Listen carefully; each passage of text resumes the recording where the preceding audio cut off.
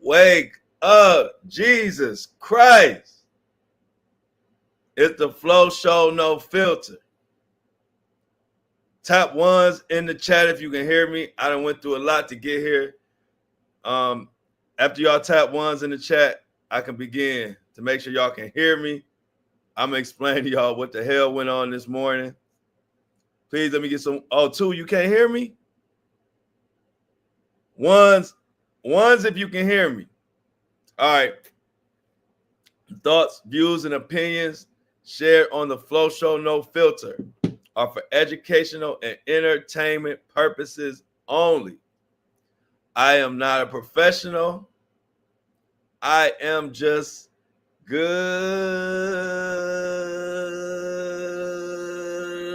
morning, y'all. Sheesh. Melissa hit the wrong button. I'm already having a morning from hell. And then Melissa gonna be joking with me and hit the wrong button. After all that I went through, I'm thinking y'all can't hear me. Thanks, Melissa. Melissa had jokes this morning.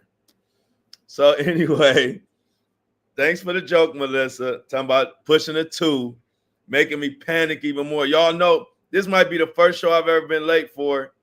Y'all know I hate to be late. Let me tell y'all what happened real quick. We're going to get into this Diddy news. Good morning to the whole breakfast crew. Sorry for being late, but it wasn't my fault. The dog ate my homework. Shauna gave me a new MacBook. I got a MacBook now, y'all. So Shauna gave me a new MacBook, and I didn't know it was going to ask me to verify shit for like 30 minutes. I was verifying everything I pushed. Verify this, send shit to my phone, passcode, mama name, daddy name. Everything I opened up, I had to verify this, verify that, verify this, verify everything. Next thing I know, I'm like, shit, it's taking too long. But I'm here now after verifying everything, my DNA, my fingerprint, my social security number, my income, my marital status. After all of that, I'm here, y'all. The fuck? The Flow Show, no filter. We got a new laptop, y'all. So shout out to Shauna for the new laptop. So let's get into this Diddy news. I'm late. I don't got a hall pass. I don't have my hall pass. I'm just late. But we about to get into this. Good morning. Hair sample. Yeah, you see I had to give him a hair sample. Man, I ain't know so many. I appreciate them keeping our account safe. But damn, at least let me get in my damn account. Yeah, so thanks, Shauna. Yeah, so hey, look, the mic should be a little better. The visual should be a little better. We in MacBook world now. Let's go. So let's get into this. Now I'm already late, so I ain't gonna do too much talking because you got them little trolls. Man, why don't you get right into it? Man, why don't I just do what the fuck I want to do? How about that? No, but I'm just playing. I ain't about to cook yet, y'all. Let me. The damn stove ain't even warmed up yet. We'll let you slide this time. Well, thank you, Melissa. Thank you.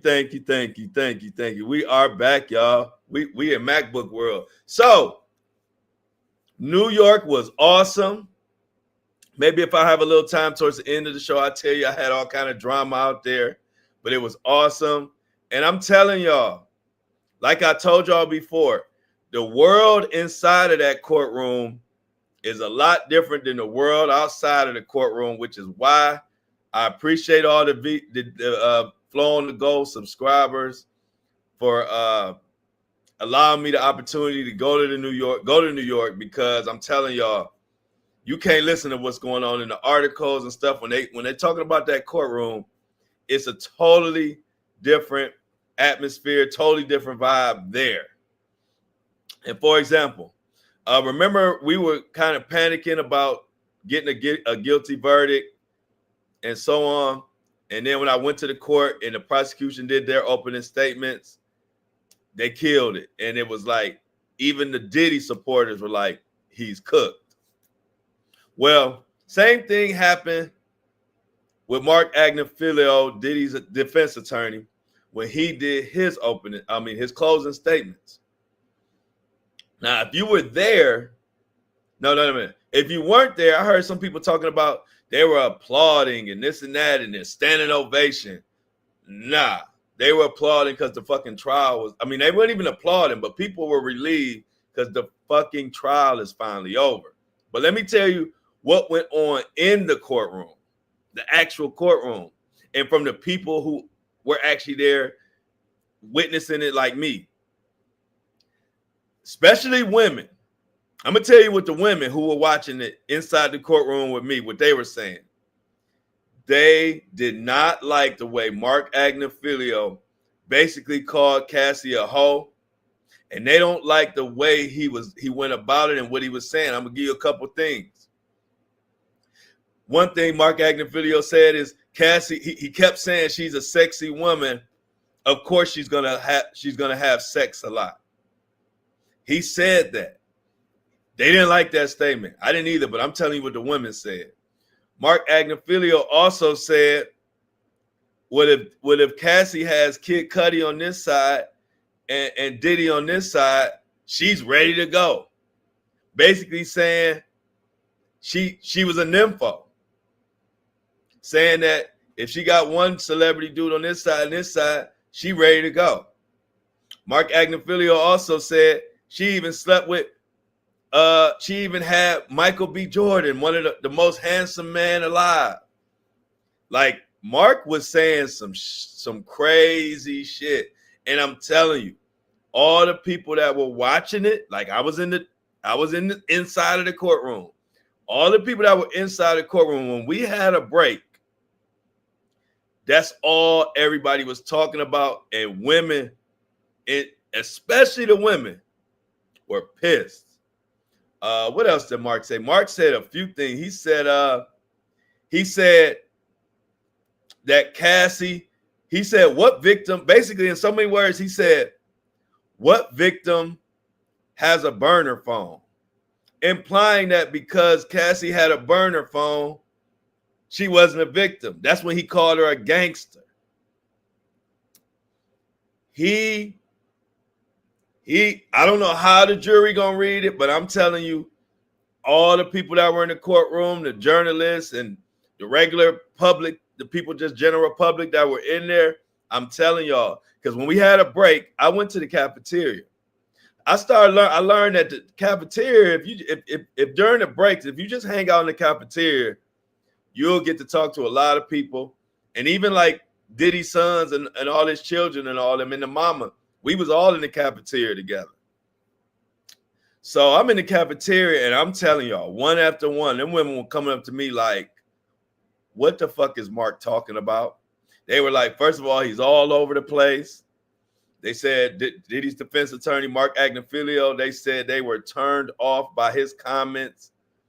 And I'm telling you, if the people who were in the courtroom are anything, if how they depicted it is anything like what the jury is going, the jury is like, to me, it almost felt like Diddy wrote a lot of that subject matter in that closing statement.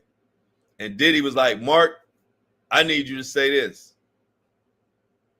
I need you to say this. It really, to me, and I don't know, I'm just speculating, but it sounds like Diddy wrote that that closing argument, or not wrote the argument, but put so many key points in there that he wanted Mark to say. I'm telling you, it was weird. Now, I'm not a lawyer, so if that works, it works. But to me and to everybody that was watching, it was terrible. And another thing I noticed, y'all,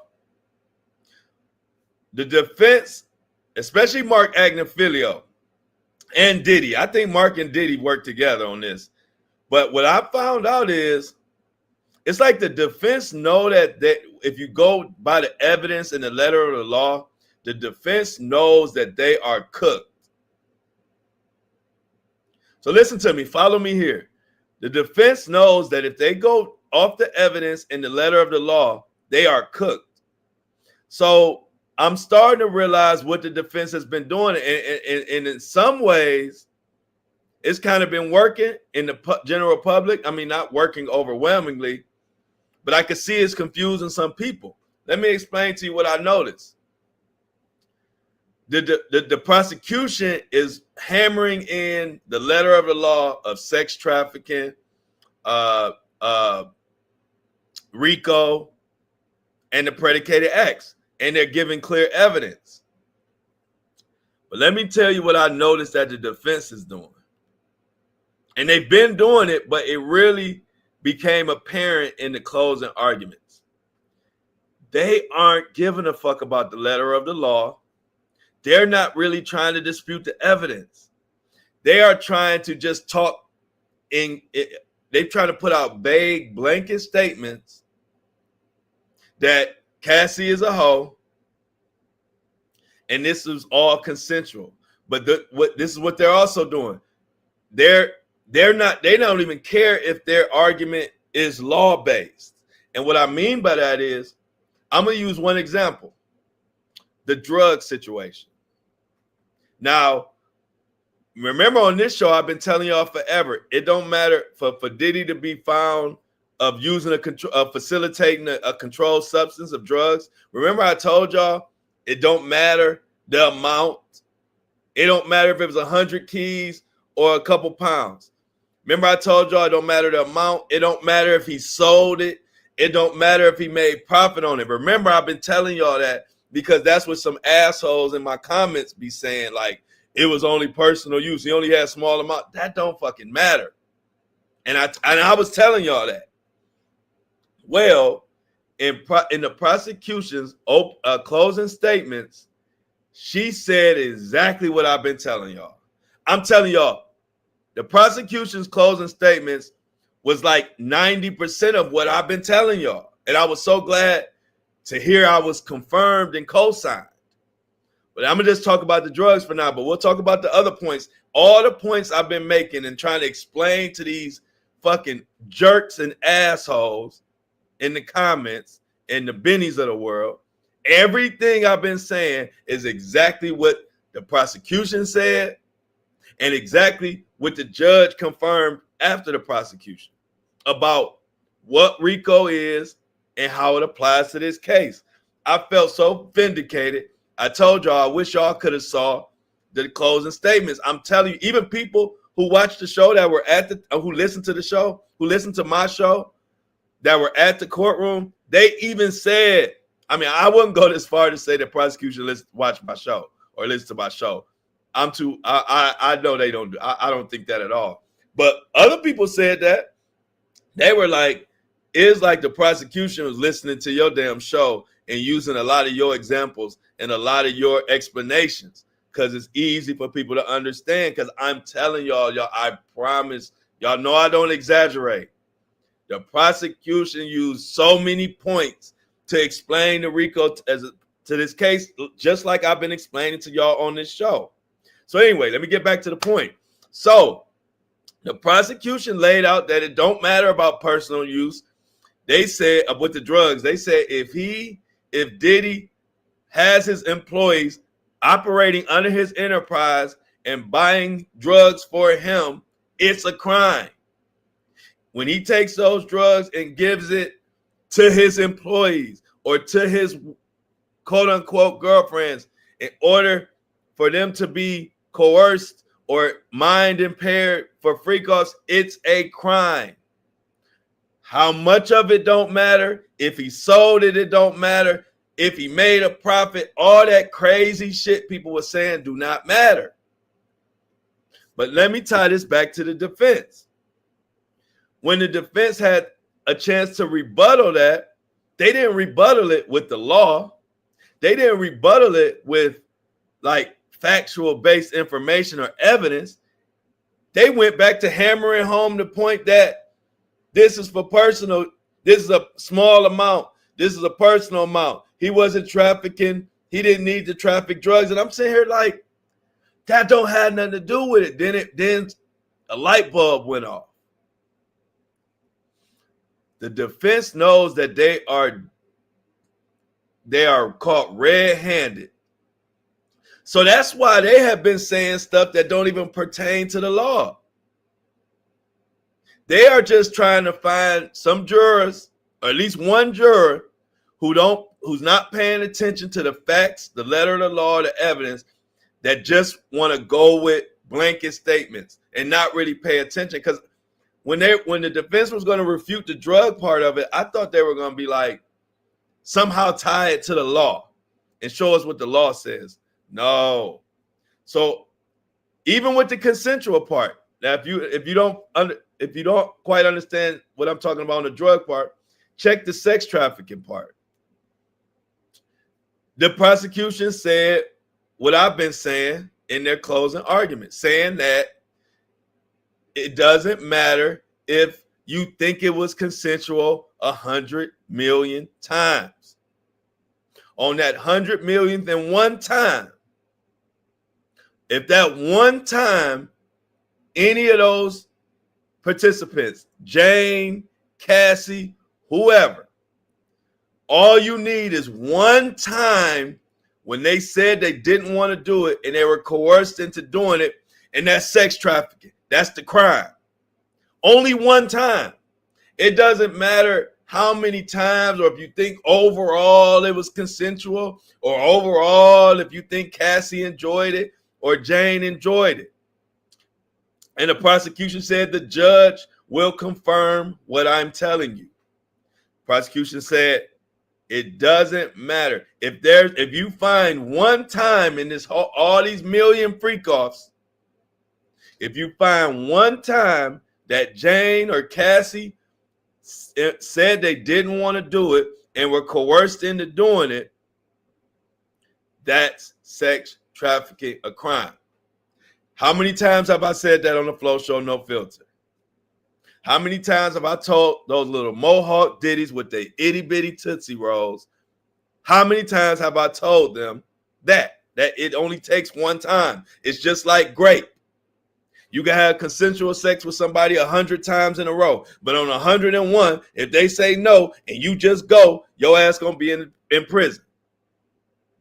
So check this out. Do you think the defense rebutted that with evidence and facts? Nah, not Mark Agnifilio. Guess what he said? He just went on to say, what you're looking at is consensual sex with Diddy and his partner, and that's his business. And he also said he had the nerve to say, if we get into this, whether it was consensual if they had it 75 times, if it was consensual on the 74th time, but it wasn't consensual on the 75th time, how do we know what's true? That was his rebuttal. So even though the evidence, the facts, and everything say if it's only one time,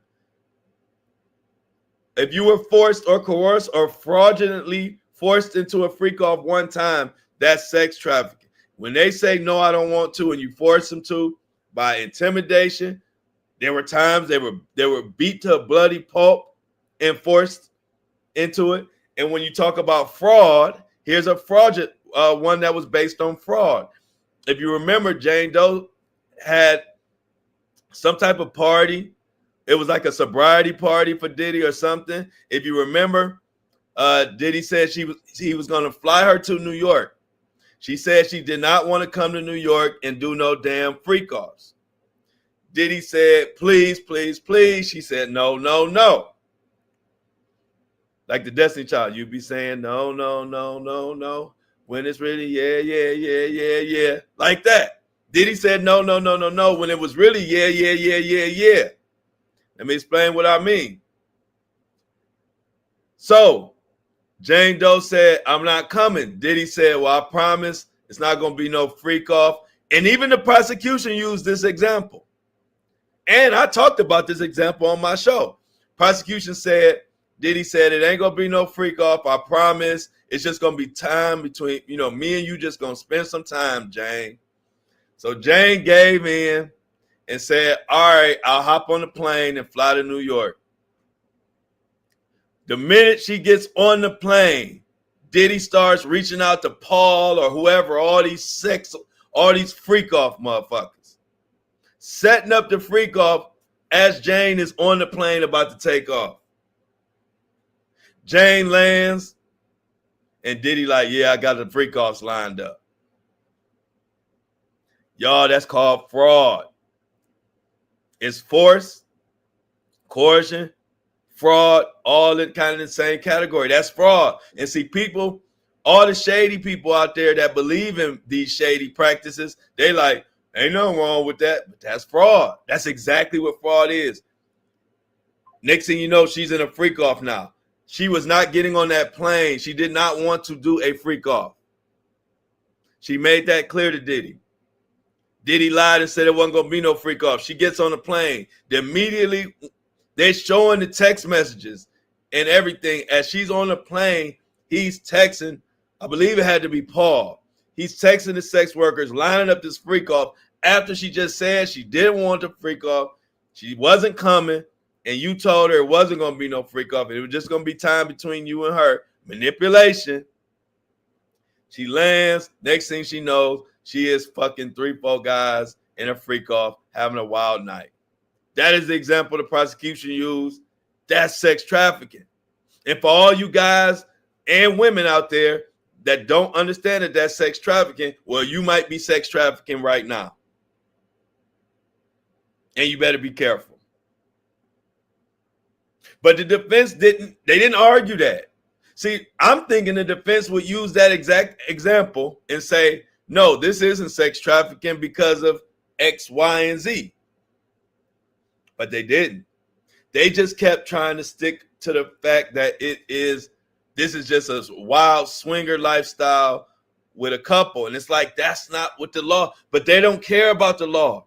See, the defense's strategy this whole time has been, let's just make general vague statements and hope we got somebody on the jury who doesn't pay attention to the letter of the law, who doesn't really break down the facts of the case and just say the same stupid shit. A lot of these comment warriors are saying like, this is just DV. This is just DV. They're not paying any attention to the law. And the only chance that Diddy has to be found not guilty or to have a hung jury is if he has somebody on that jury pool or somebody in that jury box who just refuses to listen to the facts.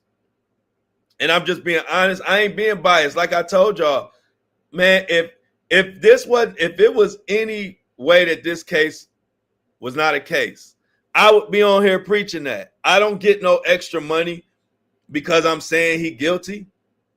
Whether I think he guilty or not, my job is to give y'all the facts of what's going on. Just like before the prosecution laid it out, I told y'all, I was like, you know, it's looking a little, I was worried right along with y'all about like, I don't know what the fuck about to happen because people are a little confused. They drop charges and all of that.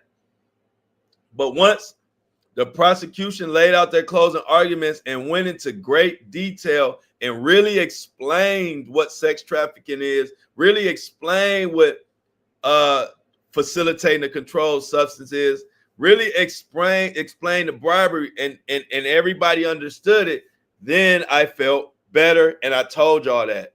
So I don't come on here and just say, I don't have one narrative. I look at what the hell going on, I evaluate it, and I bring it to y'all. I already told y'all I think he's guilty, so I don't need to prove that on my show. I already know, y'all know Flo think Diddy guilty as hell and he should rot. Boom, got that out the way. Now, at this point, I'm just evaluating what I'm seeing and what's going on. And what I'm seeing is exactly that. The defense knows that they can't argue based on fact, or they can't argue based on the letter of the law. So they are really talking to that crowd that don't give a fuck about what the letter of the law means, doesn't give a fuck about how it pertains to the evidence. So the defense is talking to that crowd and that crowd only. They're not even trying to refute what the prosecution is saying based on fact.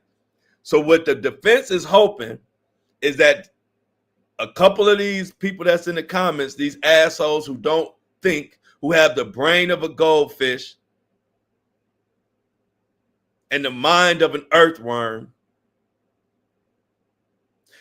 they're hoping that it is a few of them, or at least even just one of them, on the jury pool. I'm telling y'all, in the jury pool. I'm telling y'all that is exactly what's going on, because it became apparent during these closing arguments, because the prosecution went first, and then the defense had a chance to kind of rebuttal what the prosecution was saying. And that's exactly what I was expecting him to do. But nah, just blanket statements, saying shit that don't even apply to the law. Like saying that Diddy's drugs that he had was personal use, small amounts. He said when you're a big celebrity, all celebrities have their people around them go buy drugs for them because they don't buy them themselves. And I'm thinking that don't have nothing to do with whether this is using a control and facilitating a controlled substance. That don't even matter. But then that's when it hit me. The defense don't care that don't matter. They are talking to which, to be honest, y'all, it's the only strategy they have. So I can't blame them for that strategy. It's actually the only route they can go. I would even say it's almost a smart strategy. They can't win over the people who are listening and basing this on facts and really understanding the letter of law, like the Flow community, like Flow, and like all of y'all out there. They can't win us over. They know that. They know if they talk about the facts of the case and they try to refute that, they don't have a chance. So what they're doing is zero in, and they're trying to talk to the Bennies of the world. They're trying to talk to the Dickies of the world. They're trying to talk to them, and hopefully 1, 2, 3, 4, a few of them, or even just one of them, is in that jury box. That is the defensive strategy. I figured it out, and can't nobody tell me shit, because it's really been their strategy the whole time. That's why, like, when they're saying stuff and it's like, this is RICO, like by the letter of law, but they are saying totally different, talking about it's consensual sex between a girlfriend, but not breaking down the incidents where it wasn't consensual. If you notice, they haven't took an incident or anything and say, well, this wouldn't be considered sex trafficking because of this. The defense is not doing that. They're just talking vague. They're speaking to the Bennies of the world who don't give a fuck about the letter of the law. Either they don't understand the letter of the law or they don't give a damn. Either way, they are hoping there is at least one of those people on the jury. And to be honest, that's the only strategy they really have. And I really don't blame. Like, it's some way it's kind of a smart strategy. I don't think it's gonna work, because I'm telling y'all, when you listen, if you were able to listen to the prosecution's closing statements, if you were able to listen to it all, not just what they put in articles, not even just what people are tweeting, because they're missing a lot of what went on. If you listen to that whole closing argument, there's no way you can't come back with a guilty verdict. I'm just being honest. I'm not saying that because I'm wishing on a guilty verdict or I'm rooting for a black man to go down. That I'm saying it based on the facts of the case. It is sex trafficking if there's one time when you were coerced. You know, there were about 100 freak-offs. There were hundreds of, well, no, it's more than hundreds. There are hundreds and hundreds of freak-offs in this case. You mean to tell me there wasn't one time where Jane or Cassie or whoever didn't want to participate? We've seen several. Even the prosecution said, we have dozens of examples. You only need one. I was like, that's a powerful statement. She said, we have dozens of examples. How about the time when Jane and Cassie, how about the times where they were beat the hell up? Face swollen, head swollen, kicked in the back, just beat the hell up. and then a freak off 5 minutes later. 5 seconds later, they're in a freak off. You mean to tell me you can't believe that you wouldn't believe that they didn't want that freak off? Talking about the drugs. If there was one time when Diddy used his employees to buy drugs and bring them to him to try drugs, if he gave his employees or gave his girlfriends drugs in order for their mind to be impaired for things like freak off, if there was one time, that's a crime.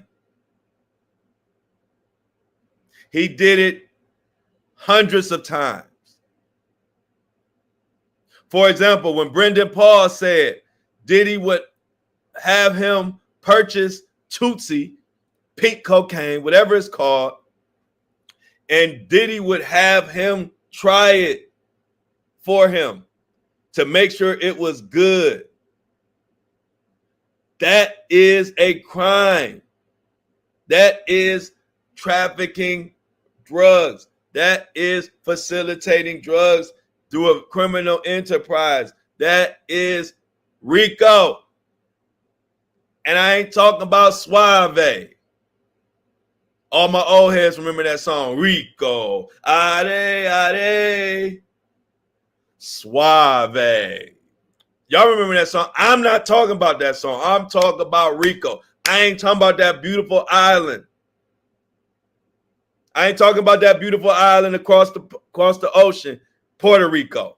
I'm talking about the RICO that will get your ass 30 years. Bribery. If one time you offered, you don't even have to give the money, because we're talking about conspiracy. If you offer money to keep your crimes from being reported, to keep your crimes from being exposed under your enterprise, if you did it one time, that's a crime. So when Diddy paid $100,000 for that tape where he was beating the hell out of Cassie from the Intercontinental Hotel, that $100,000 is bribery. What the fuck else is it?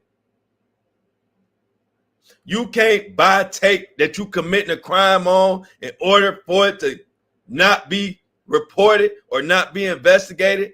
That's bribery. Another predicated RICO charge. That is a crime. You don't need 1,000,000 times. You don't need a gazillion times. You don't need 1,000 times. You just need one time. One time. And these are the facts, and this is exactly what the prosecution hammered home. The Diddy's defense didn't even bring this shit up. They didn't try to explain how him buying the footage wasn't bribery. They didn't even try. They just kept going with this is a swinger lifestyle and it's his business. That was their defense. Forced labor. When you tell your victim, if you go to the police, if you don't participate in this freak off, or if you don't do what I say, I am going to put this freak off tape, this secret tape that I have about you, I'm going to put this out if you don't comply. You know what that's called? Forced labor. Another predicated RICO offense. You want proof that it's forced labor? As our good old buddy R. Kelly. As I told you before, one of his charges that gave him RICO, one of his predicated acts was forced labor. What did he do? He told one of his victims if they didn't comply, if they didn't keep quiet, if they didn't continue on, he was going to put out this freaky tape on them and embarrass them, which kept them in order. That was forced labor. Diddy has done that dozens and dozens and dozens of times in this case. He did it to Cassie. He did it to the point where not only did he say that he would put it out, he even extorted the parents. That's a crime. I know you numbnuts out there don't understand that. It requires a little more critical thinking than you were blessed with, but it's a crime. And he didn't do it. Remember, like the prosecution told the jury in their closing arguments, you only need one time. You don't need multiple. You don't need millions. So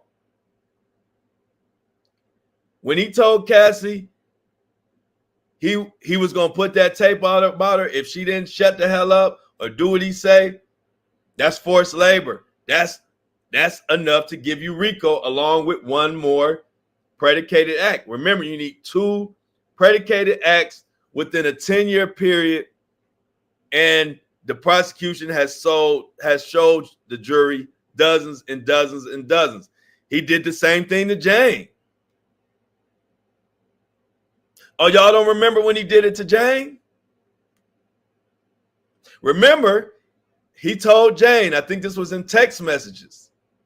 He told Jane if she didn't comply,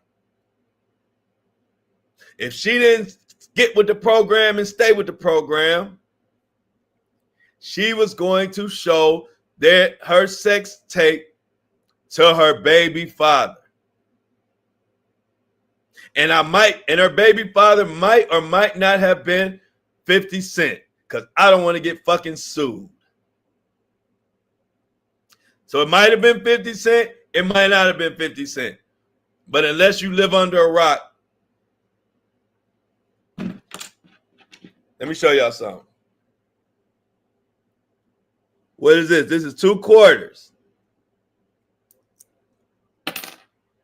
2 quarters reminds me of who her baby father might have been or might not have been.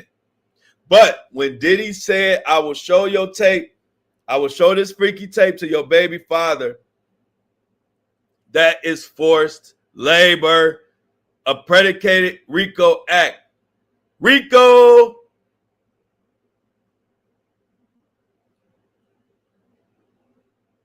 I don't shoot from the hip and just talk shit. Everything I say is based on facts, which is why I am honest about what the hell going on in this case. I would, if it wasn't sex trafficking, if it wasn't forced labor, if it wasn't this, if it wasn't that, y'all know my ass would be sitting here, afroed up, bandanaed up, no shirt, telling y'all, hey, this ain't RICO. And y'all might be mad at me for saying it, but I got to be honest with y'all. I'm not saying that because this is the most RICO-est RICO that ever RICO.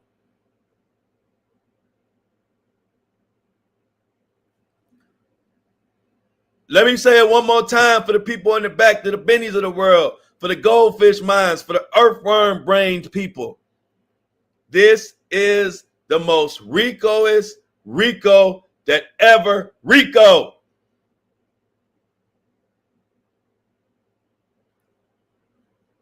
If it wasn't, I would say, y'all, this RICO ain't shit.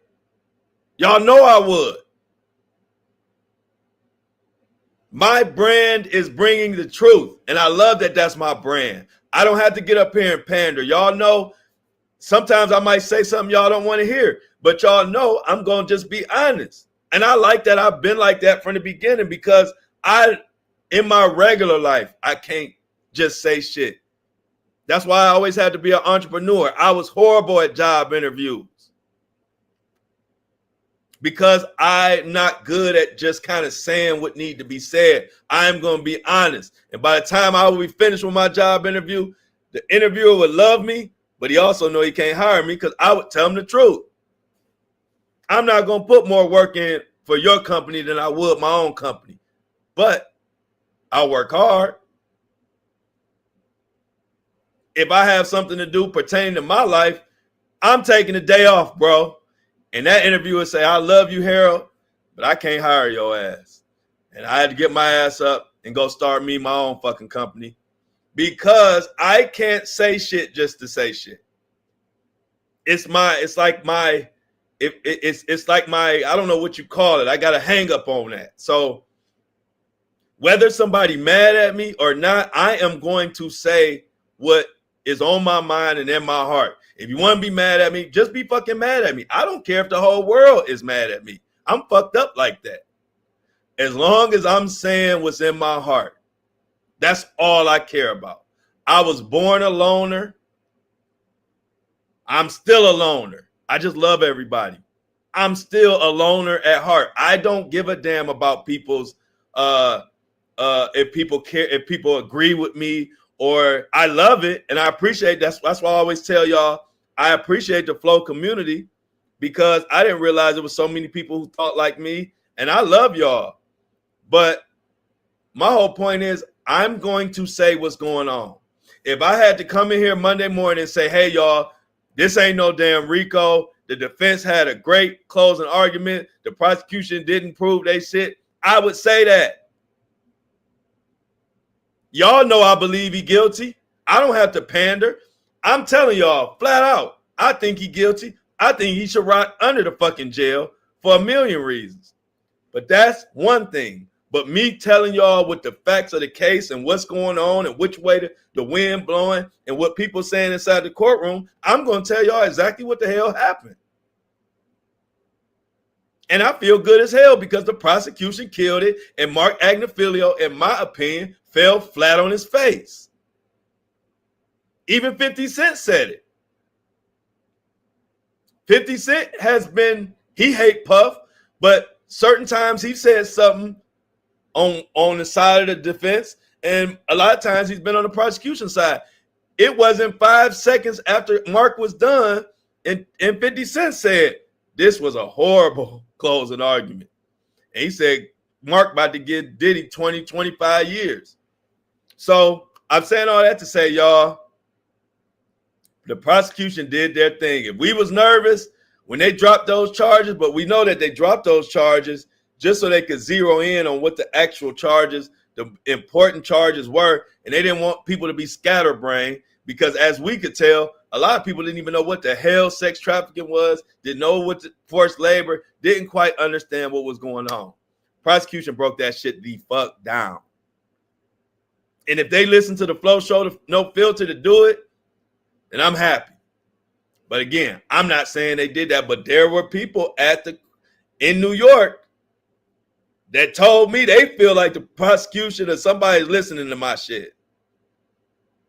Because I wanted y'all to be able to hear the closing argument so bad.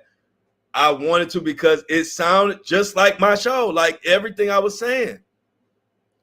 The reasoning, the breaking it down from what the letter of the law is and what the evidence, everything, it was like they were talking to me.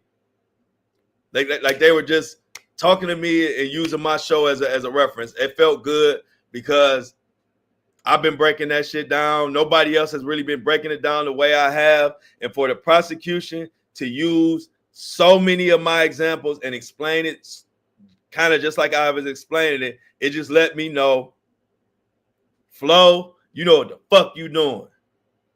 And Benny, kick rocks.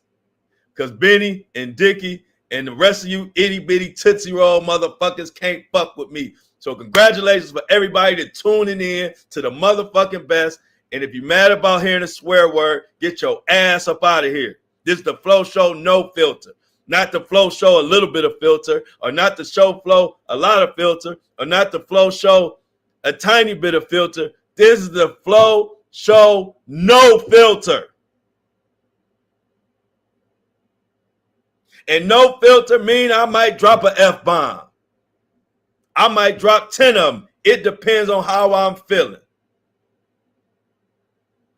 But one thing that's going to always get dropped along with them F-bombs, along with them 4-letter words, is the facts. And the facts is this is the most RICO-est RICO that ever RICO. And y'all know, y'all see me in them comments, I cook them left and right. Somebody gonna have the nerve to say, what you got against Diddy? I said Diddy beat the hell out of my female cousin. That's what I got against him. Next.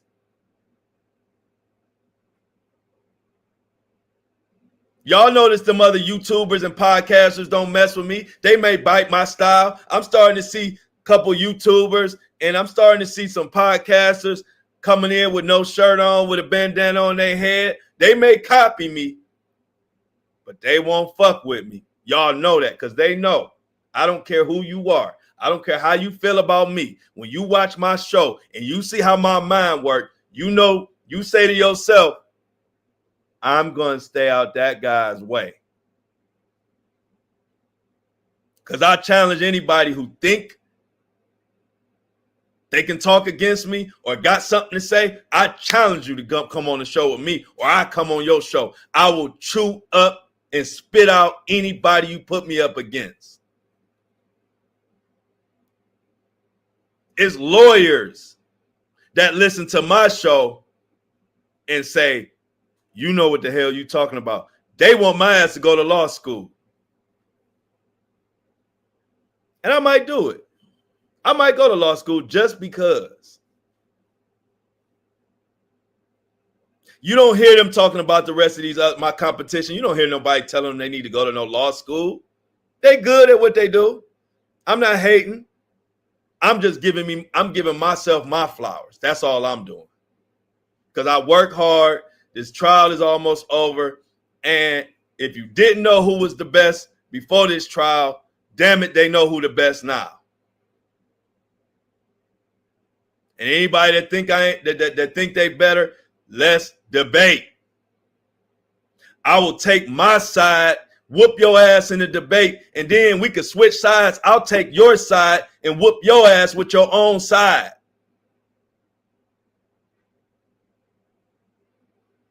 I'm that cold.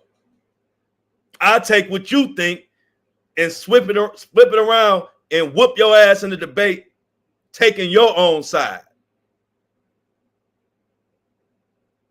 Anyway, let's get into some articles, y'all. Y'all know I had to bring it. Y'all know I had to bring it. You know I had to bring it this Monday morning. You know I came in late. Hey, I came in late, so I had to come in hot. You know when you come late, you got to be good. When you come late, you got to perform and make people forget you was even late. Y'all forgot I was late. Once I get to cooking, y'all forgot I was 15 minutes late today. Y'all got so wrapped up in I started cooking, y'all forgot. Y'all thought I was on time today. Nope, I was late. Thank you. That's called education, kids. That's called shout out to my parents for making sure I went to a good school. And shout out to those teachers at that good school that saw shit in me that I ain't seeing myself. They used to challenge me like I was a fucking genius and I ain't think I knew shit. And I'd be like, damn, why a teacher on my back about English and writing these papers? Why she think I could be such a great writer? I don't even like writing.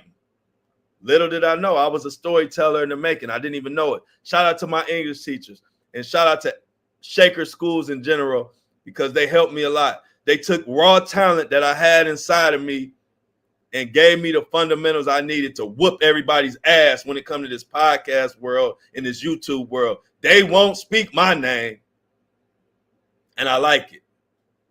I don't bother nobody. I told y'all, all I care about is y'all. I don't give a damn about the rest of the world. So I don't even know why they waste their time. All I care about is the Flow community, my breakfast crew, my Spotify crew, my Apple crew, my Instagram crew, my TikTok crew, my Facebook crew.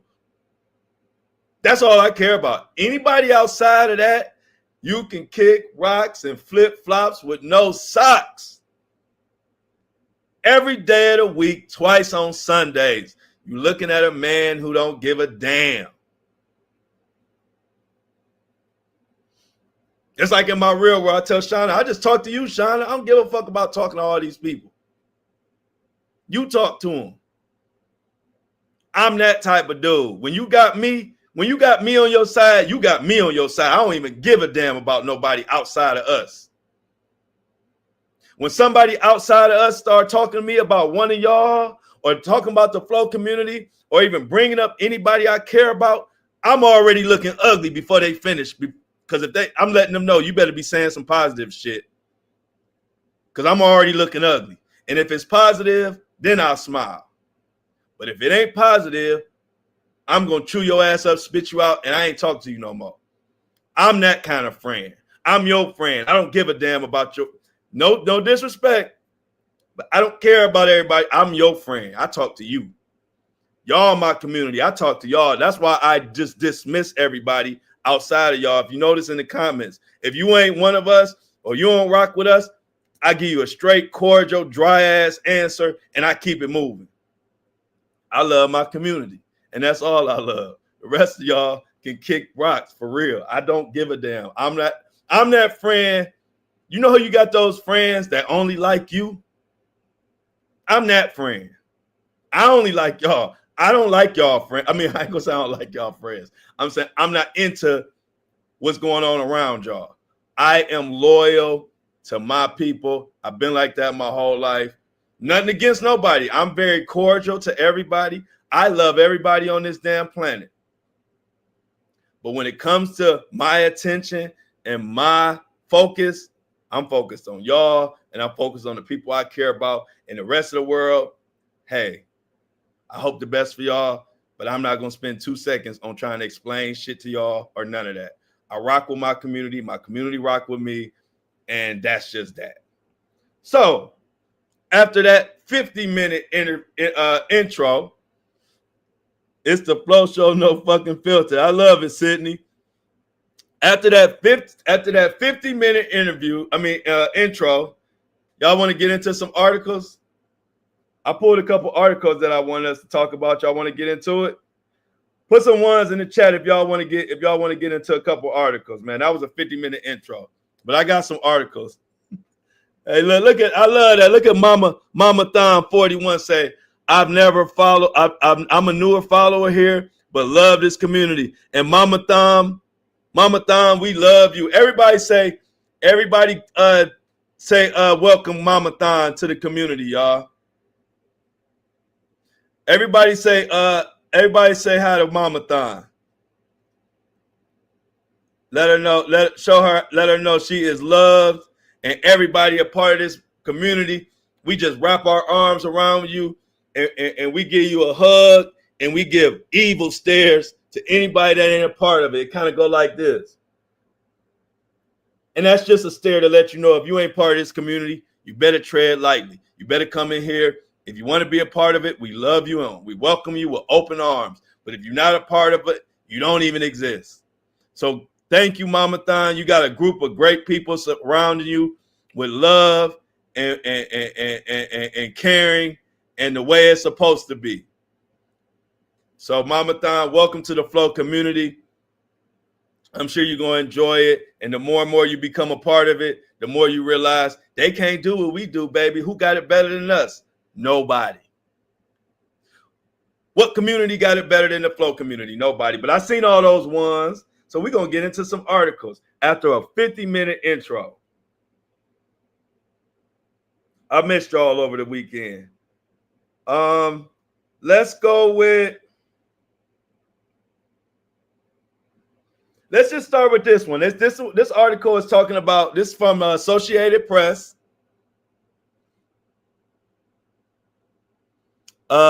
Courtney Lether say, Mama Thon, welcome to the community. We love you. Look at that. See, look at that. Mama Thon. Mama Thon said, oh, this made my day. See, this is what we about on the Flow community. We about the stories, but we are really about us and spreading love. And this is a place where I don't care where you come from. I don't care what walk of life. I don't care if you're 100 years old or if you're 18 years old. I don't care if you're black, white, green, brown, yellow, male, female, making $1 million, struggling. We got everybody in here. We all love and respect each other, and we got each other back. And if you like a community like that, then join and stay with the Flow community, because that's what we about. Ain't nobody judging nobody in this bitch. We all are one. Nobody better than the next person. I ain't better than nobody. And if I ain't better than nobody, ain't nobody here better than nobody. And that's what I love about this community, because it don't matter. We got Door Dashers, Uber drivers, scientists, lawyers, waitresses, stay-at-home moms, stay-at-home dads. We got factory workers. We got doctors. We got every person you can name that tunes into this show and loves this show, and we got everybody's back. And that's been my dream. That's the type of community I've always wanted my whole life, was a community where it was diverse, and it don't matter who the fuck you are, where you come from, what you're doing. We all got each other back, and we all won. So let's get into this article from the Associated Press. Jury due to begin deliberating in Sean Diddy Combs sex trafficking trial. Jurors are set to start deliberating today as they weigh the charges that could put the hip-hop mogul in prison for life. After receiving legal instructions from federal judge Aaron Subramanian, the jury, which is comprised of 8 men and 4 women, will head behind closed doors to deliberate.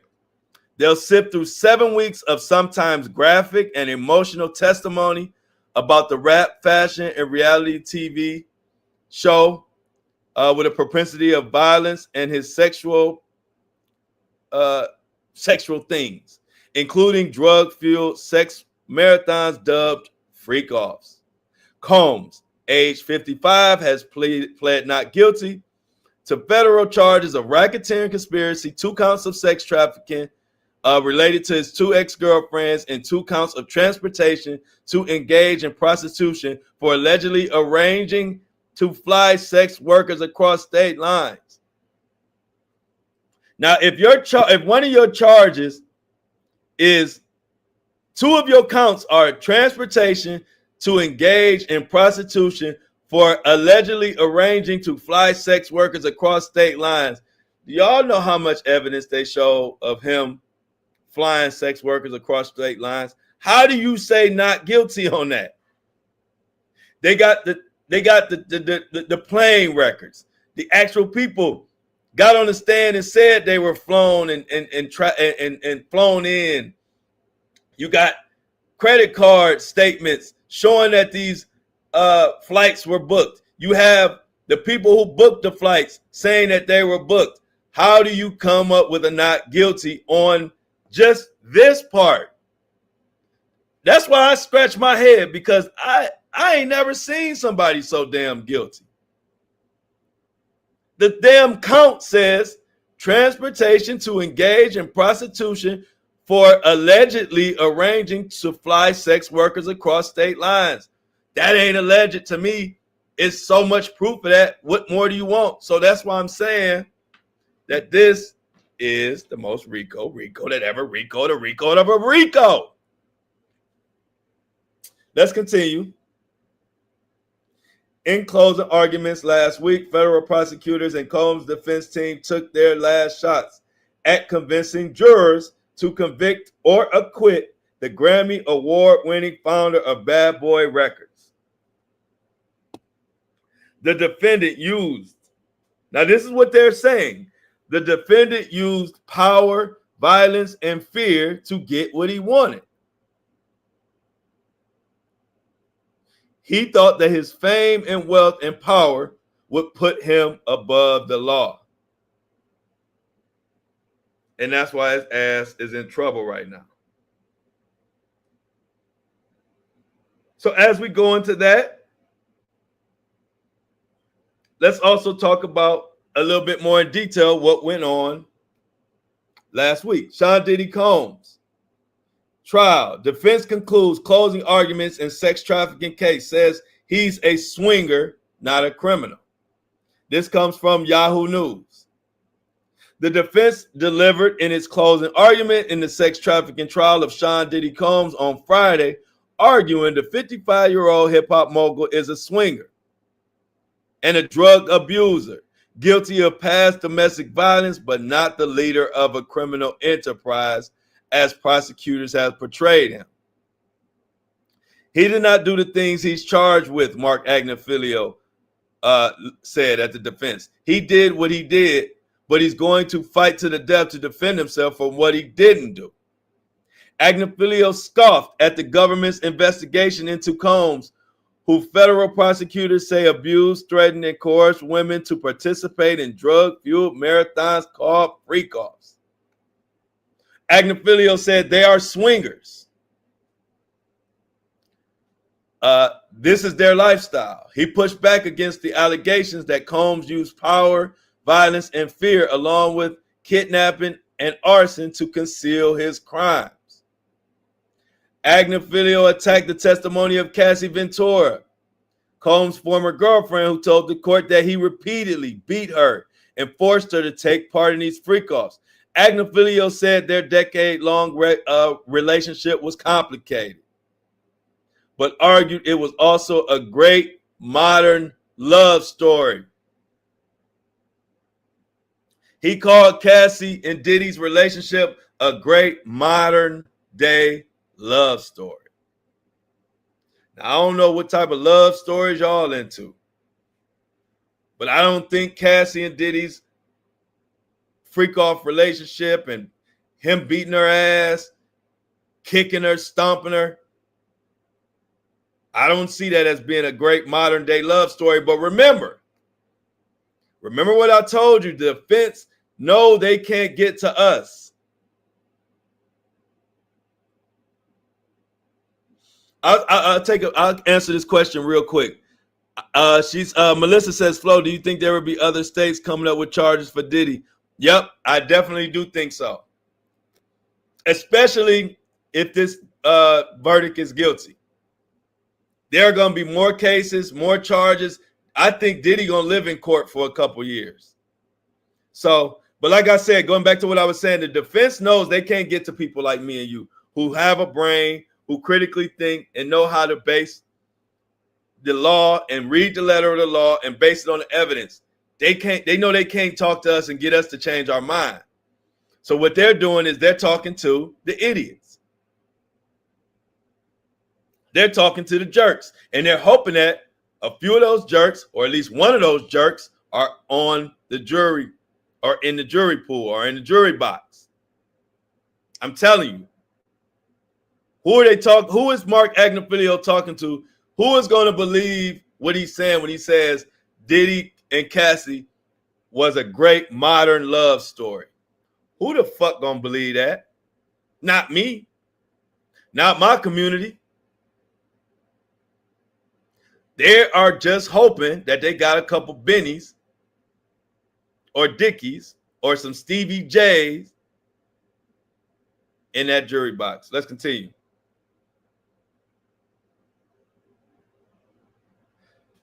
Mark Agnifilio started to wrap up the defense's team closing speech when he told the jury he hoped he had proved the government had targeted Combs in this case.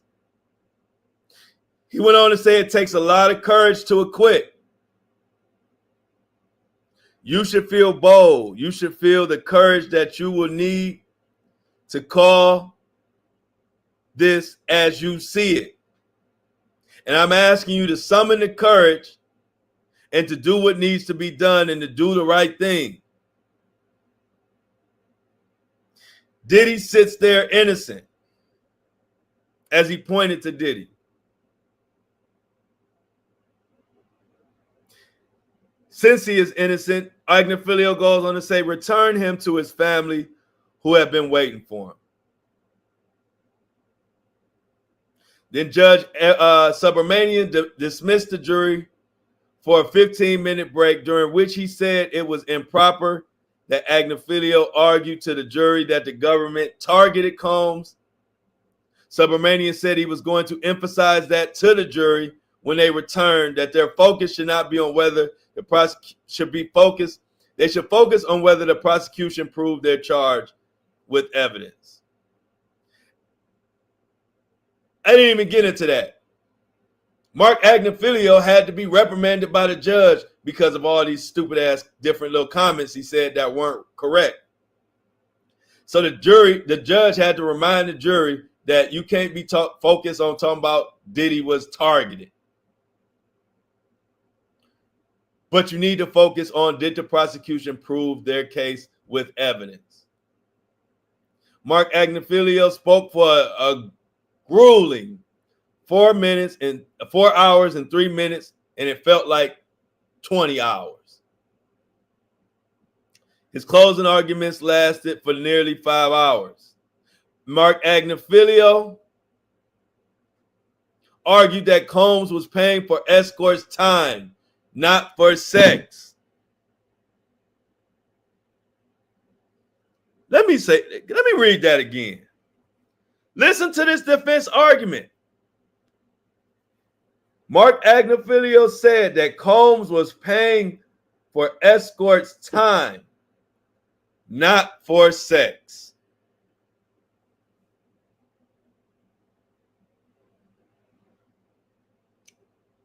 Who the fuck is going to buy that? It just adds to my point. The defense is not trying to talk to sane-minded people with common sense. The defense is talking to jerks who don't give a damn about the facts, that just want to see a guilty motherfucker go free because they got their own little issues going on inside of their mind. But this guy actually said out of his mouth, Diddy did not pay for the escorts for sex. He only paid for their time. So who the hell was Jane Doe and Cassie fucking? Who are these guys they were fucking then? That now, if you telling me these closing arguments is gonna get somebody a not guilty verdict, we need to throw the whole court system away.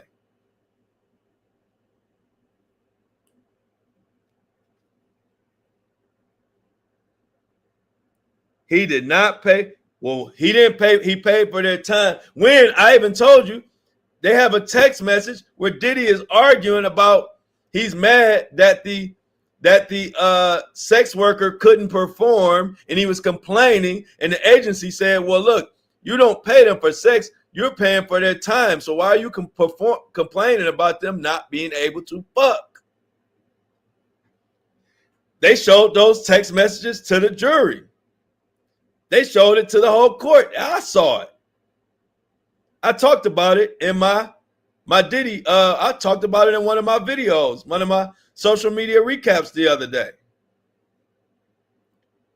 Agnifilio also referenced how the prosecution called on 2 men who participated in the freak-offs, and neither of them formally identified themselves as a prostitute.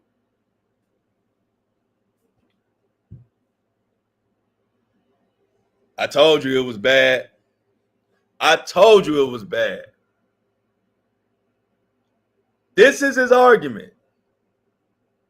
He said that none of those men who were actually called to the stand, none of them identified themselves as a prostitute. That's your defense. And we supposed to expect somebody on the jury, one of the jurors, to buy this defense, on top of the fact that you didn't have one single soul who would get on that stand and testify that Diddy didn't do none of this stuff. You didn't have one soul, one single person.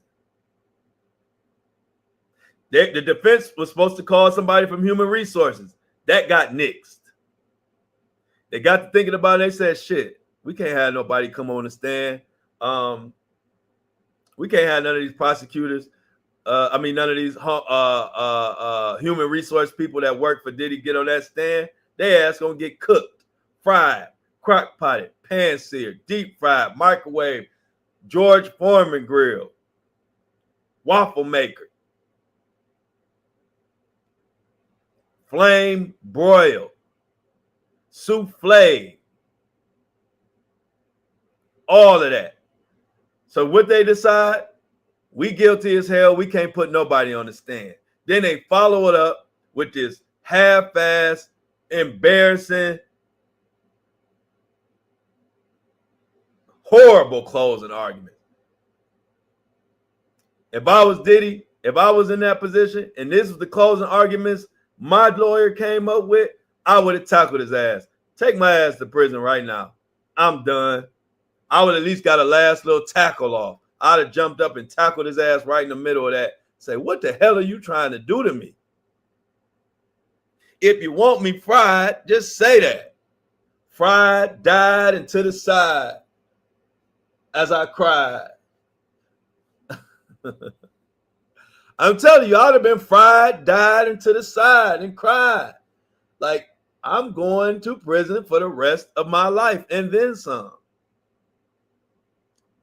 It was horrible. It was so horrible. I was like, do I just not know what a closing argument is supposed to be? I was like, do I not know what it, because remember, we all got to be quiet. We like kids in the courtroom. We can't even fucking talk for real. So I'm sitting there. Nobody really making, well, every now and then they would make a face, but I'm sitting there like while he's doing his closing arguments, like, this is horse shit. Or am I tripping? It wasn't until we took a break and we went to the cafeteria and I started to be able to talk to everybody and everybody else said it was horse shit. So I was like, okay, cool. It wasn't just me then. This closing argument was terrible. He basically shitted on women in general. He was literally the person that says she deserved to be raped because she had a short skirt on. He was that guy. He was that guy that when they come to you and say this woman was taken advantage of and this woman was raped, that guy said, well, what was she wearing? That is who Mark Agnifilio was.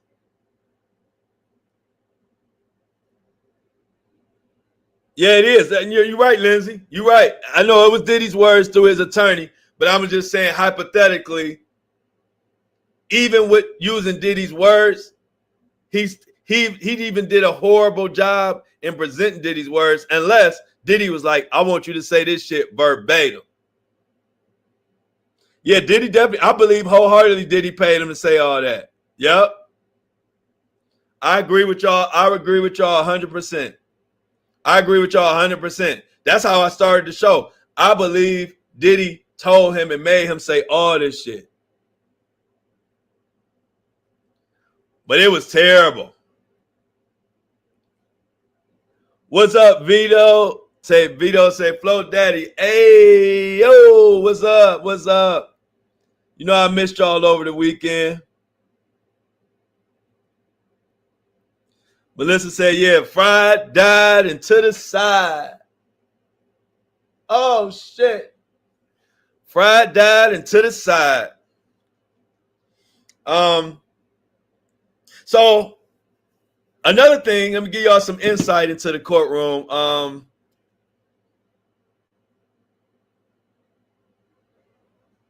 Mark Agnew, before I give y'all some insight into the, because I ran into Diddy's children and his mama, all them into the cafeteria. I want to tell y'all a little bit about that. I also want to tell y'all about being invited to a Diddy after party for the court case. I was actually invited to Diddy's party, some party they were having after the court thing. I'm gonna tell y'all about that. But after I break down Mark Agnifilio's terrible closing argument. Agnifilio also referenced that the freak-offs,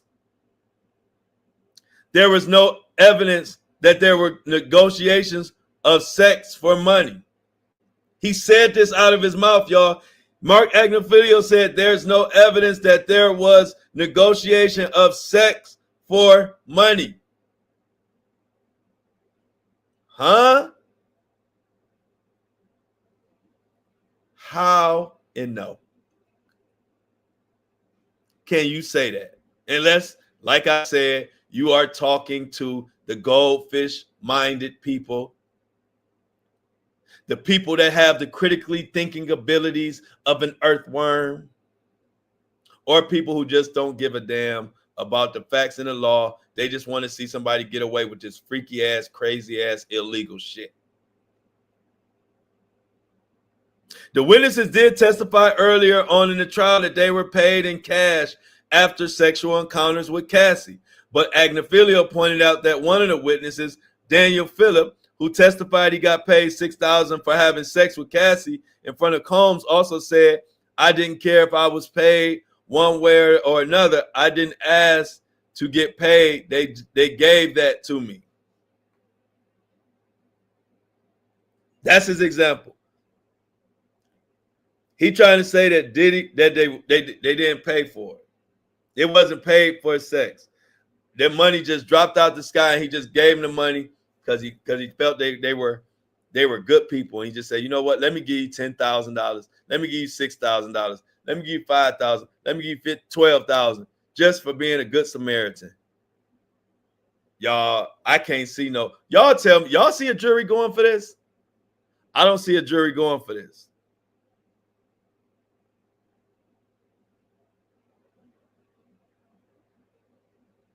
Mark Agnifilio also said Combs paid Jane's rent out of a gesture of kindness, not coercion.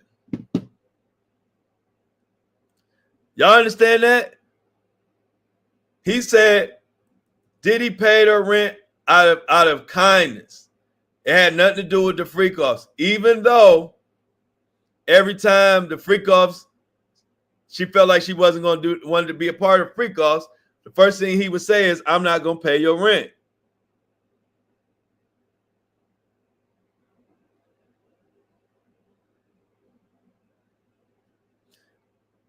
When you don't have a defense, I guess you just make up shit.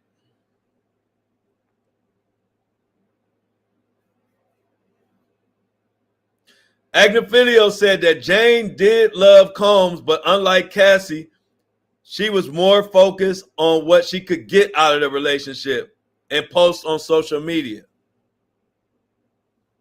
Said that Jane just really liked fame. So because Jane liked fame, in his words, I guess you deserve to get your ass beat and get private parts shoved in every hole in your body for hours and hours, sometimes 24 hours with 3-4 men. You deserve that if you like fame, according to Mark Aggie Nefilio. I'm calling him Mark Aggie Nefilio. What else?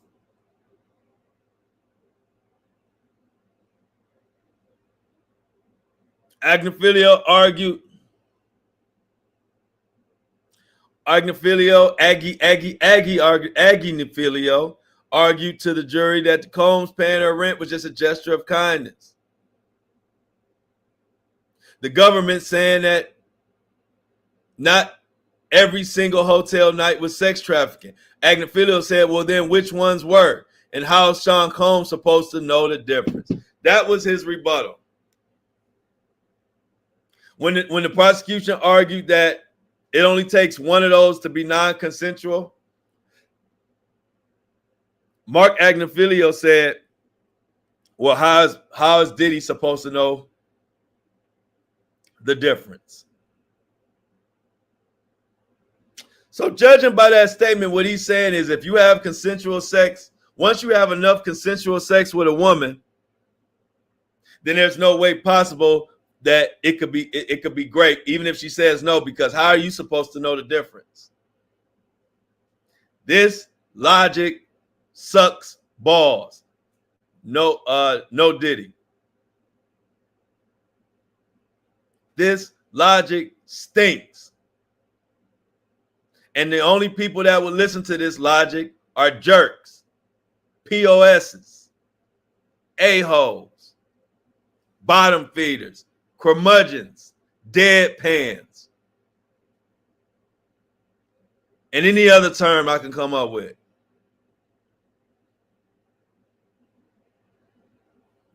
These are his real statements, y'all. Then Agnifilio went on to talk about the freak off videos that were nothing more than homemade corn with a P.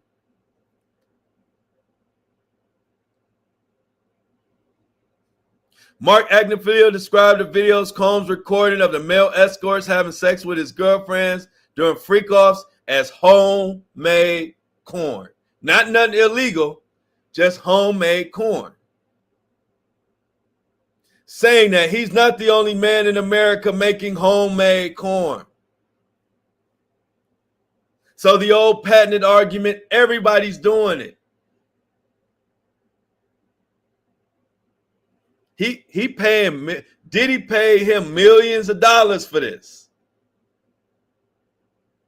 Chat GPT could have defended Diddy better than this. Everybody's doing it.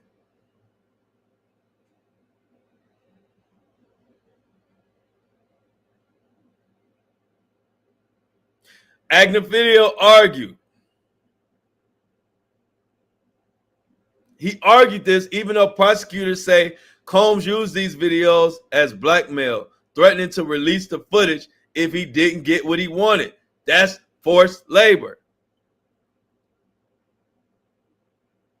Mark Agnifilio rebutted this by saying there's no way on earth Diddy would ever have released them. These are like, let me stop right there for a second, y'all. Mark Agnifilio's arguments are similar to like what your kid says when they're in trouble and they're just saying anything to get out of it. Everybody's doing it, Mom.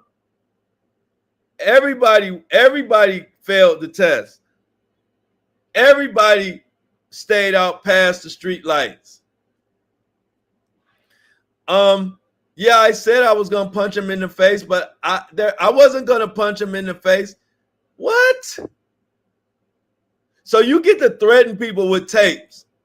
You get to threaten your victims by saying you're gonna put out a tape if they don't comply. And then when we get to court, you also get to say, hey, don't take me serious. I never was gonna put no tape out. How does that even freaking work?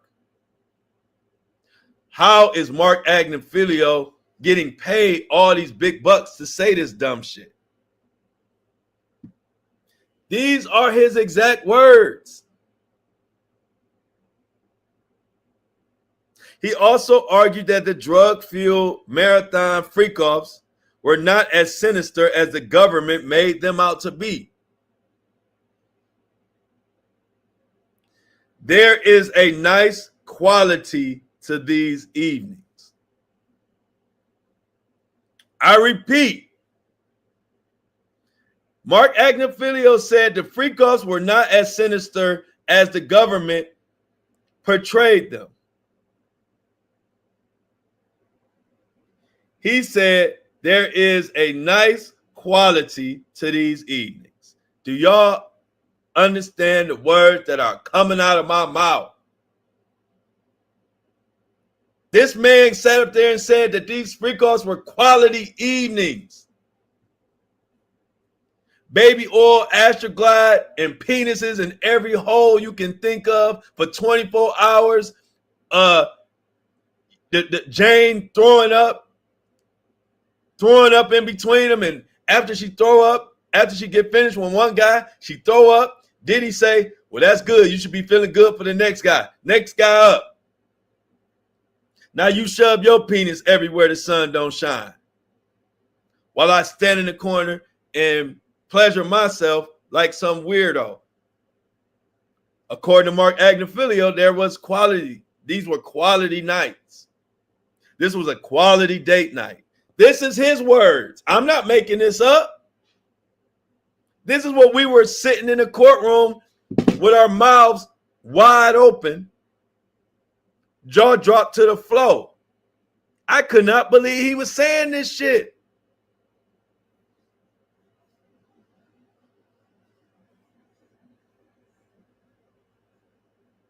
Then the court took a lunch break. That's when we took a lunch break at about 1:45 p.m. And that's when we were all in the cafeteria. And I'm telling you, the women who were watching this were on fire. You know when women is mad, when women are, this is when you know women are mad. They were talking to me about it like I was Mark Agnifilio. Like they were passionately cussing out Mark Agnifilio, but looking at me and telling me the story. And I'm going to say, I didn't say the shit. But seriously, the women, they were irate after when we took that break. They said, I cannot believe this asshole. I can't believe this asshole said that because Cassie was a sexy woman, of course she had sex a lot. Or that because she had Diddy and Kid Cudi, she was ready. She was always ready for sex. This is the type of shit that Mark Agnifilio was saying in his closing arguments. And we know he had to get this from Sticky Note Diddy. Diddy cared more about airing out Cassie and Jane and saying whatever he wanted to say. He cared more about that than winning this damn case. That's the type of person he is. Somebody said, Benny got a new name. Hey, Tracy.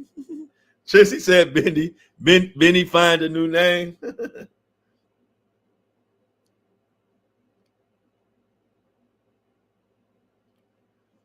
But y'all, I can't even get off this live without telling y'all how Mark Agnifilio spent the 2016 beating of Cassie that we all saw on video. Wait till y'all hear his explanation of this. Yeah, Jay says, hopefully the jury was laughing at Diddy's lawyer and not laughing with him. I agree. Listen to how he spent this famous video.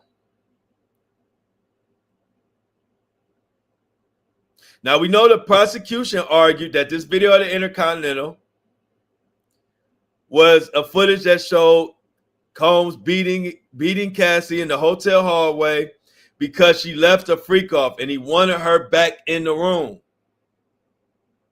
But defense attorney Mark Agnifilio showed the video to the jury and pointed out that Combs grabbed a phone from Cassie. Aggie Agnifilio argued that the fight was not over sex, but because of the phone. Now, Mark didn't show the footage his whole time. He didn't want to show it again.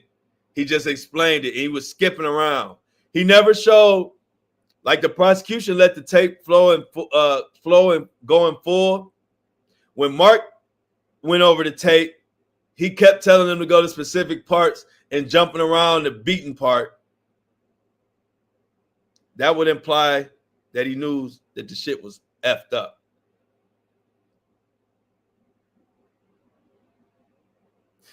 He said he stayed in his towel too long in the hallway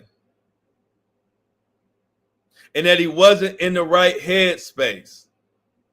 Agnifilio then argued that once Combs got the phone, Ventura later did come back to the hotel room because it was not a scary place.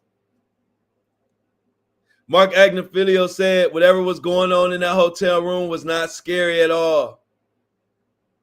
It wasn't a freak off. Even though there was somebody named Jules in there naked waiting for a freak off, another sex worker that was paid, which was proven in court.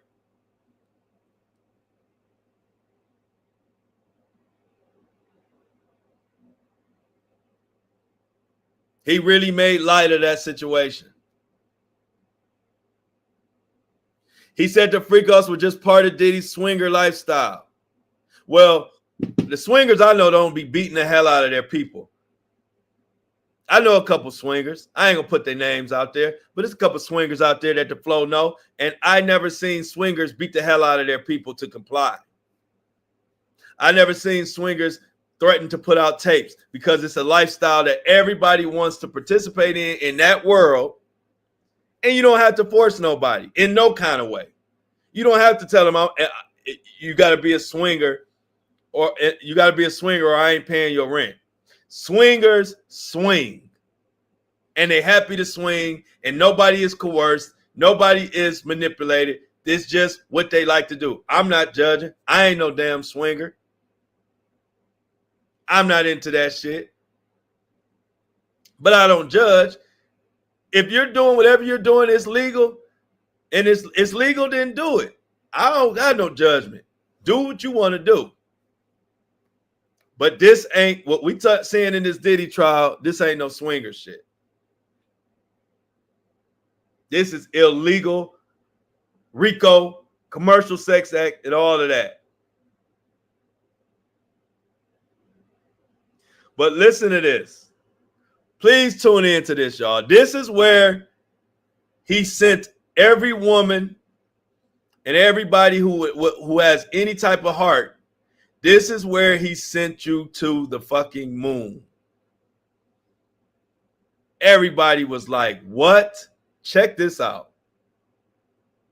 He says when you to explain why Cassie started or was into the freak offs, Mark Agnifilio said, once you get with somebody, once you be in a relationship with somebody, your likes and their likes become one.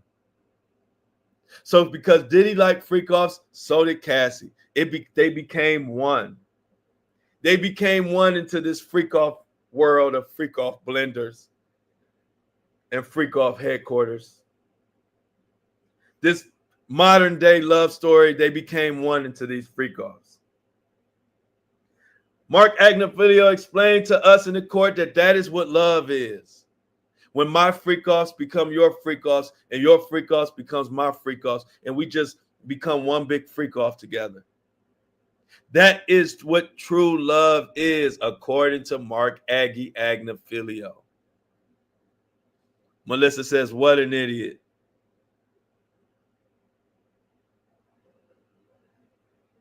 And he had the nerve to say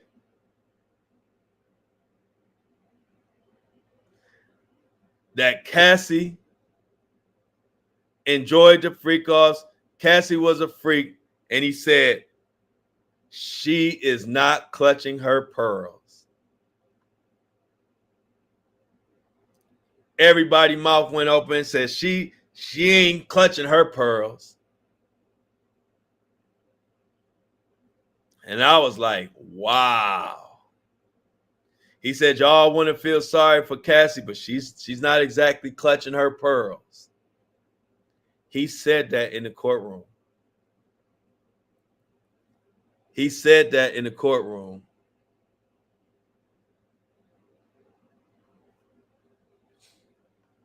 He's not, like Pamela said, there isn't a human in the world who would want another person to pee in their mouth.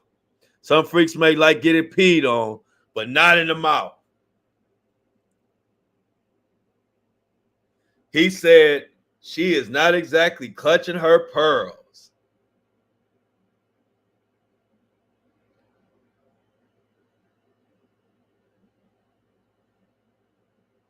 He said Diddy just had a personal drug problem. And that's why we should allow him to have all his employees buying drugs, and why he should be able to give drugs to the women that he was. They even said themselves they had to take these drugs in order to get through the freak off. Diddy supplied the drugs. That's distributing and trafficking a controlled substance. Rico, Rico, Rico. This is a freako.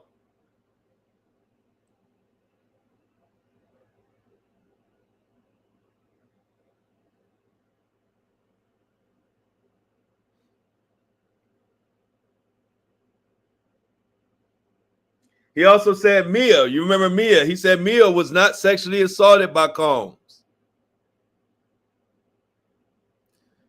He said Mia wanted that sex that she said she was raped by Combs. He said Mia wanted it.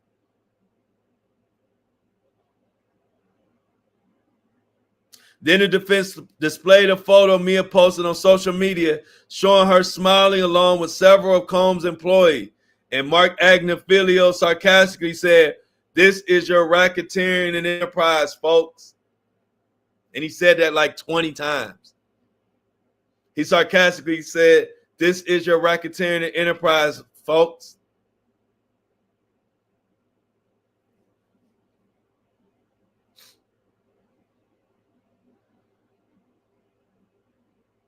Then after they had a break, Comey said she don't appreciate. She said she don't Mark Agnifilio is not allowed to say that. In which he responded, I believe I am allowed to be sarcastic. But in response to the prosecution complaint of Mark Agnifilio's antics, Judge Subramanian told Agnifilio not to question or speculate why the government was pursuing the charge against Combs and called that situation grossly improper.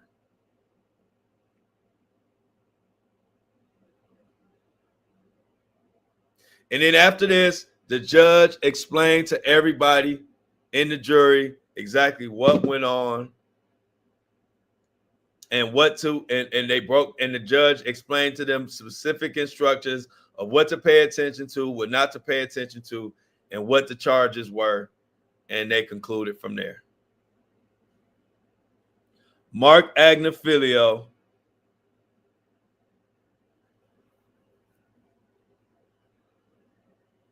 look, hey, you remember I told you can be anything you want to be on you can be anything you want to be on the internet. This guy, this Benny actually thinks that we're gonna believe that he's a criminal defense attorney.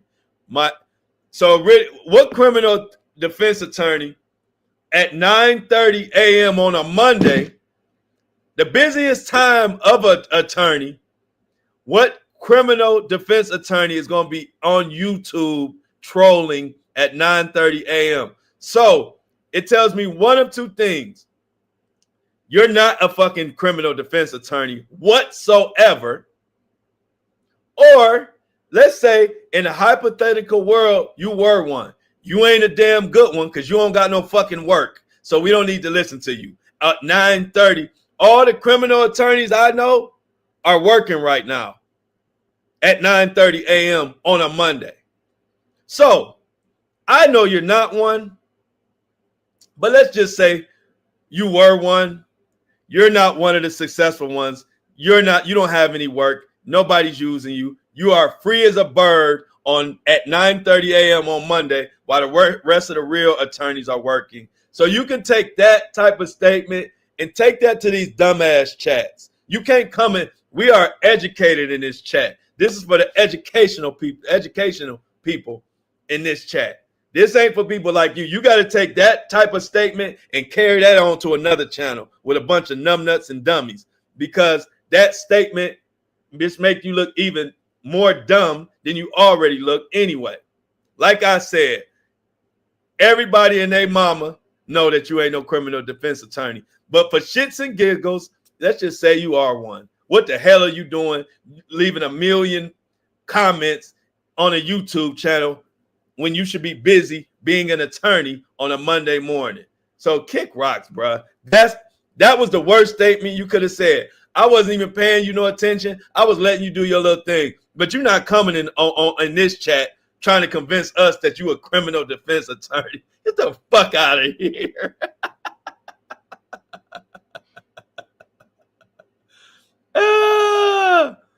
Ain't no I have time. Yeah, you got time because you're not an attorney. And so he did all that work to pass the bar, to do all this attorney work, to be trolling on a YouTube channel Monday morning. Get the fuck out of here, bro. You got to take that to them dumb chats. You could get that off over there. In this one, we know you're not one. And if you were one, we gave you that credit. We know you're not one to listen to because all the real criminal attorneys and defense attorneys are fucking working right now. And if they ain't working, they have far more important things to do than to be typing a million messages in some random YouTube chat with a guy with a bandana on with no shirt and afro. Don't come in here with that. We could be, hey, I'm a judge. Shit, since we just saying anything, I'm a judge. So I know. Since we could just be anything we want to be in this chat. Since we can be, I'm a judge. And I'm a jury. Matter of fact, I'm one of the jurors. Since we can be anything we want to be, we can be anything. I'm Superman too.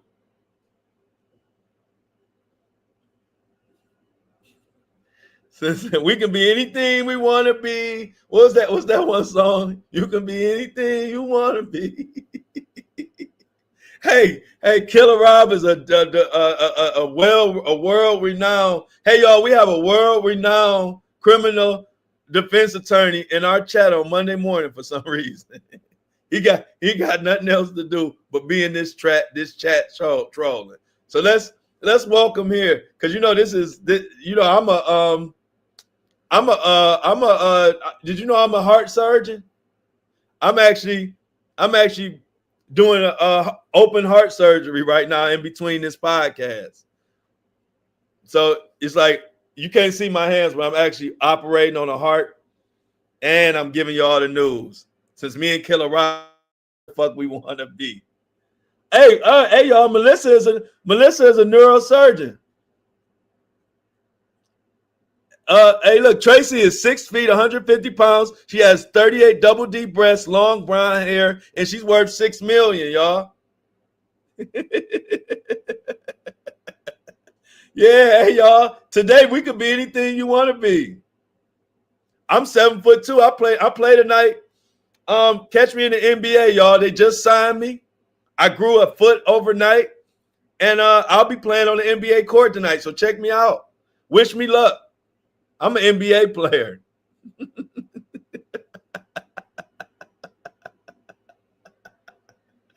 Oh, Killer Rob. Melissa says she be hooping. Wow, we got, hey, yo, we even got 50 Cent in here. Cammy MC said that, we got 50 Cent in here, Rob.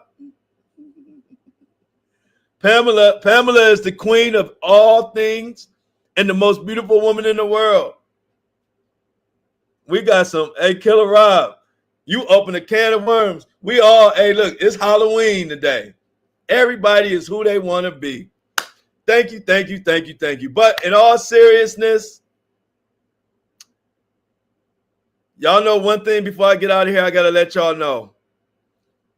All the content creators, all the YouTubers, all the podcasters, all the journalists, we became a family on this Diddy trial. And Friday, at the close of this trial, I'm gonna give y'all some insight. All the content creators, we all were telling each other, we actually sad, and it's weird, but it was like sad to see this end, because we all became so close to not only each other, but we all became so close to our community through covering this. And it was actually kind of a sad, not sad, but like sad, like we all gonna miss each other. It was weird because I didn't see that coming. Y'all know I ain't emotional about shit like that. But I had to admit, when they were telling me that they were gonna miss me and that they were kind of sad, I was like, I had to admit I was a little sad too, just because of this whole journey. And it's just been, I've met a lot of beautiful people, and, us being at the court, we all like, it's something about when you can't have your phones, you become even closer to people because we talking, we borrowing each other's notes. And throughout this whole trial, we just all became close. And it really was a sad moment. And while this sad moment was going on in the cafeteria, why did one of Diddy's people come over to us and me and invite me to a Diddy party to celebrate the ending of the court case or something? But let me tell you what was weird about it. Normally, I would have been like cussing people out, like going off about that, or like saying it was weird. But let me give you something. I'm going to give you some straight honesty. You know how like you got bad people, then you got people around them, like maybe family members, maybe friends, who may not be so bad, but they got to stand up for their guy. When I got invited, it was from one of them guys that's, I think it was Diddy's godfather or somebody that's been seen around when he had the free puff shirt on. But the vibe was not like even with Quincy and all of the family, I didn't get the vibe. I'm just being straight honest. I didn't get the vibe that they hated me on that last day. Now they may hate me for real, but on that last day, it was like everybody had kind of a weird aura where people weren't. It was not like a lot of. It was just like a funeral or something. I don't know how to explain it. But when he invited me, not that I would ever went, but it didn't make. I didn't feel like it was a setup. I didn't feel like it was anything. It was like I almost got the vibe that they understood that I was just doing my job and it was no hard feelings. Now, I could be dead wrong, but I'm always going to give y'all honestly the vibe and what was going on. I don't make up shit for shock factor or just to make people look bad. I don't. I'm just so honest. I'm just giving y'all honestly the feeling I had. Because my initial reaction was been like, why are you trying to invite me to a party? Y'all trying to set me up. Are you trying to be funny? Fuck y'all. Y'all know that's my original. But on this last trial day on Friday, I didn't sense any tension between me and the Combs, like Quincy and Justin and Diddy's godfather, whoever that black dude that's always with them with the free puff shirt on. I didn't sense that. Like that for the first time, he actually came over to me and shook my hand and was very regular. It was almost to me, it felt like, look, I know it's a lot of fucked up shit went on, but that's my people. So I got to ride with my people. And it was almost like, I know you just doing your job. No hard feelings. So y'all can take that how y'all want to take it. But it was weird to me because, I was ready. I'm on the defense mode. I'm ready to, like, I'm defensive. You know what I'm saying? So I'm ready to be like, who want what? But it wasn't like that, man. And I'm not speaking for Diddy. I had no interaction with Diddy. I'm just speaking on some of the people around him where I thought it would be more tension. And I thought it would be a lot more animosity in that cafeteria on this last day. But it really wasn't, man. It was like, I felt like people just was like, look, that Flo just doing his job. And so I just thought it was weird. Of course, y'all know I wouldn't go to no party anyway, but I definitely wouldn't be going to no Diddy party. But it was weird to get like an invite and for him to shake my hand. And like I said, I'm really good at peeping phoniness and peeping setups. Like I didn't get that vibe. I got the vibe of like they were just happy that this shit was over. They didn't have animosity towards me because previously I told y'all, well, my VIP members know, a few days before that, I was in the cafeteria with Quincy. It was just me and Quincy and Justin and Diddy's son, not the daughters, but it was just me and them. I walked in the cafeteria. They were already in there. We were all waiting for our breakfast sandwiches. Now, that day, I did sense some tension and a little animosity. I did sense it. But we didn't say nothing to each other. I didn't say nothing to them. They didn't say nothing to me. But I felt like they were whispering and saying, like, that's the guy that be covering, our dad's case. But I was just waiting for my breakfast sandwich, and they were waiting for their breakfast sandwiches because they make them fresh. So that was a few days.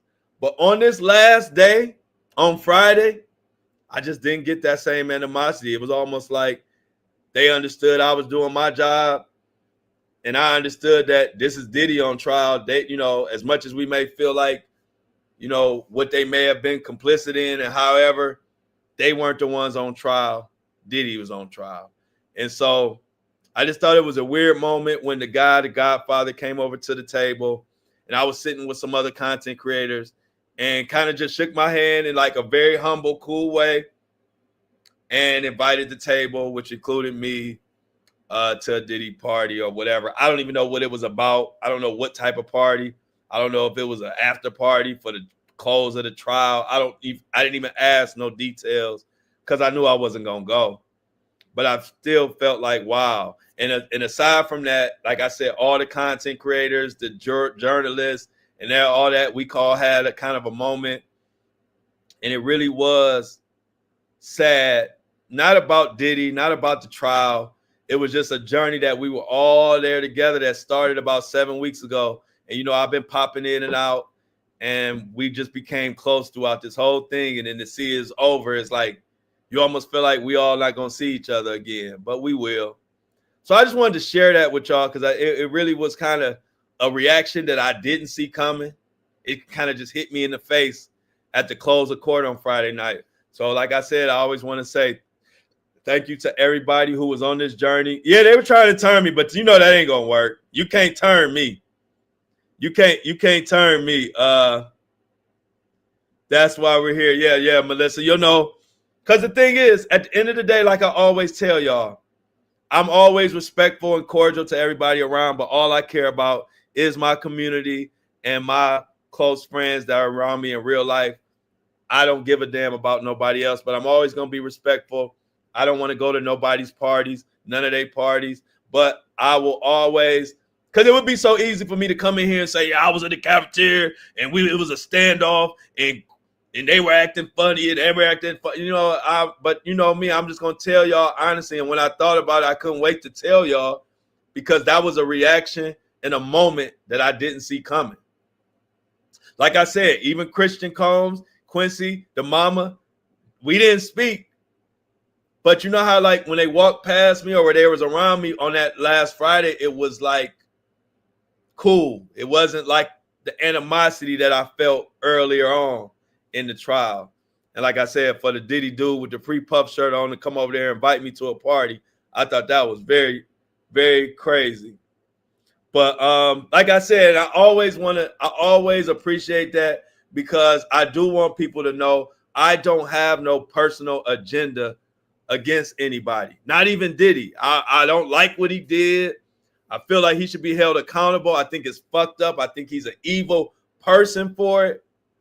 But when I do my job, I'm not personally using my personal feelings to attack nobody. I might have a joke here and there, but I just lay out the facts, and good or bad, I tell y'all what I think. Just like that interaction that I had in the cafeteria. You know, I don't want to say that I was invited to a Diddy party and that we shook hands and that it felt like they actually didn't have animosity towards me. I mean, that's not like the sexy thing to say, but it's actually how it happened and how it felt. I'm not trying to give anybody no more credit than they deserve, but it really fucked me up because I was like, wow. So whether they hate me or forever or don't, for that moment on that Friday as we closed court for the final time, they made me feel like, Flo, no hard feelings. We know you just doing your job. And that's what comes with being a celebrity. That's how I felt. That's how I took it. And that's how I'm telling it. So thank you for everybody for being a part of this journey. I love each and every one of y'all for waking up crack of dawn and keeping me company as I vent to the world and break down these cases. And as we wait for the we could get a conviction or we could get a verdict today. Matter of fact, they just started deliberating. So we're going to stay in tune to that. But also, y'all, I can't wait to get back to a lot of the cases and a lot of the stories that we want to talk about, like Tyler Perry, Fat Joe, the ICE raids, even Donald Trump and Iran and all of that. I can't wait till after this Diddy thing has kind of blown over and we can get back to that. Much love to each and every one of y'all.